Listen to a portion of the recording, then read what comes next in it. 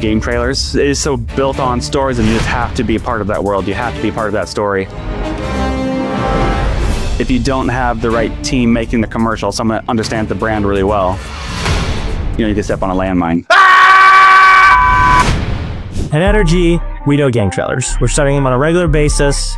We do a twice annual Pulse program where we take the best 20 that we see in summer and winter, and we find out a bit why they're connecting. One big trend we're seeing, a lot more not just doing your standard cinematic or gameplay trailers. They're actually implementing real-world live-action pieces, which let them incorporate celebrities, include influencers, and kept together better 16:9 clips to implement on social like TikTok and YouTube.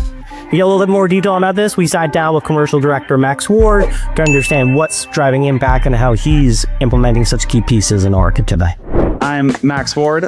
I'm a commercial director, mainly working in the video game space. I'm directing the Scopely Star Trek mobile game commercial. Commander, do you copy? I direct all kinds of live action commercials for video game brands, mobile games, console games, PC games, all that fun stuff. Only the peaceful sounds of...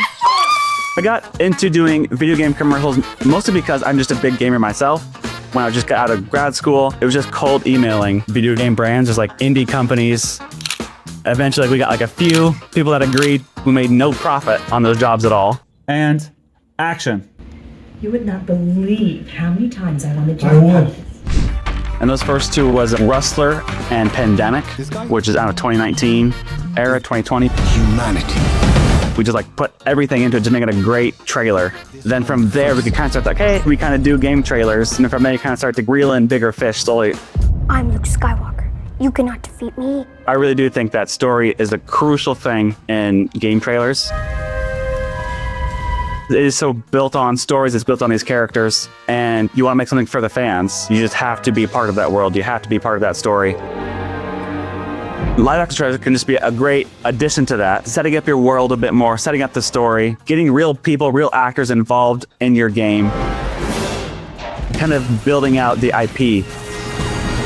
So maybe you want to get someone who doesn't play many video games, or hasn't played your game before, but they see this really cool trailer with someone they recognized, or someone they recognized from a different game they've played, and that kind of pulls them into your game.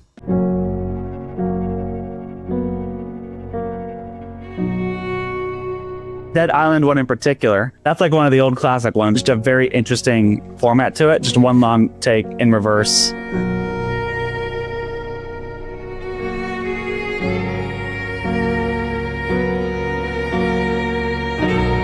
It was emotional. And whatever they did right, whether it was the music and the slow motion, it was quite harrowing. You could just feel this world they were going to put you in. You could feel what that was going to be like. And then at the end, it just was cool.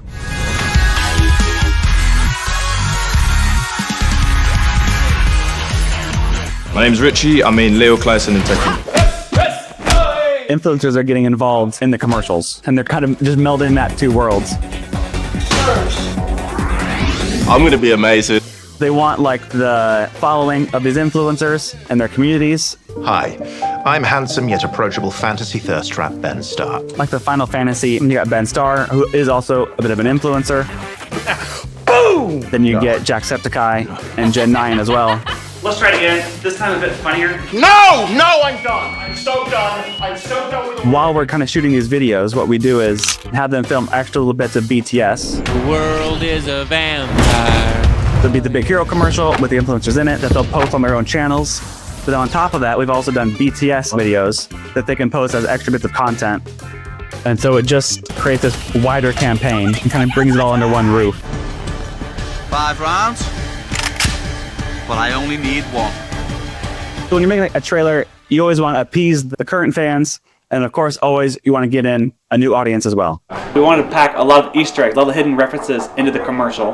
And then over here we have Keeping Up with the Cardassians, Chain of Fleet Command Part 1. That's a reference to a Star Trek episode. Maybe if there's an influencer, maybe we'll have them say a line that's a callback to something they stream about.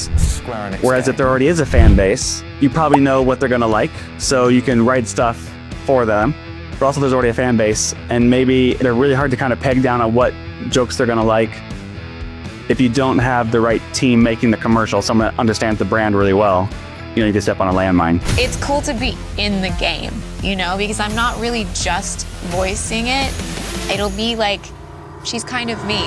I'll steal Datusha and kill you with it. I just see game and film getting closer and closer together. In fact, when we're 80 and up, we're probably going to be gaming more than ever. There's so much more room for it to grow. And so I think it's a good long-term place to be in and get work in.